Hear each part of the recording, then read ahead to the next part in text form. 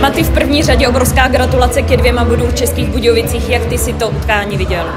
Tak myslím si, že prvá tretina bola celkom vyrovnaná a rozhodovali špeciálne týmy.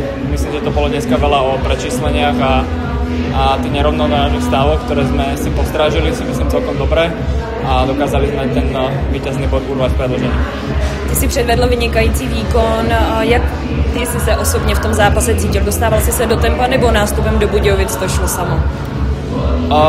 No, myslím si, že ten zápas, alebo ten začiatok zápasu bol dosť podobný tomu s Hradcom, kedy vlastne Hradcom bohužiaľ tá situácia prvá skončila gólom. Teraz som sa bol schopný chytiť na tej prvej strele, keďže to bol nájazd. To mi pomohlo iba do ďalšieho prebehu zápasu a potom už od prvej, druhej tretiny som sa cítil fajn.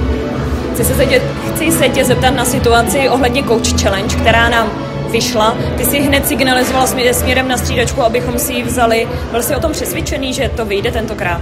No, cítil som kontakt, myslel som si, že som bol v bránkovisku, preto som hneď signalizoval Orimu, lebo som vedel, že on ten záber skora bude mať a bude vedieť rozhodnúť, či ten zobrať alebo nie. A som rád, že konečne ten challenge bol priklonený na našu stranu.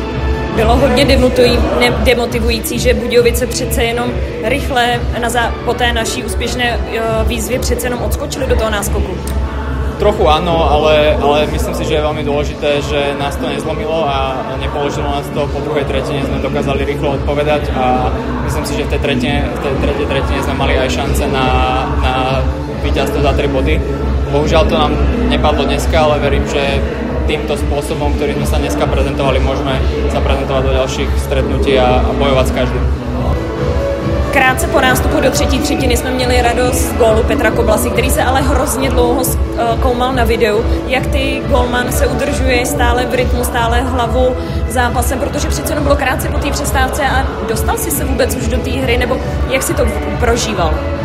Tak myslím si, že tá pauza bola na môj vkus trošku až príliš dlhá, takže poviem pravdu, určite som sa hlavou neudržoval celý ten čas, to by bolo, myslím si, že nereálne a zbytočne iba fyzicky a psychicky náročné, takže trošku som vypol, sústredil som sa iba na svoje dýchanie a myslím, že to bolo trošku aj fajn, že vlastne takisto ten challenge alebo teda to rozhodnutie padlo pre nás a čo nás nakoplo iba do tej tretej tretiny.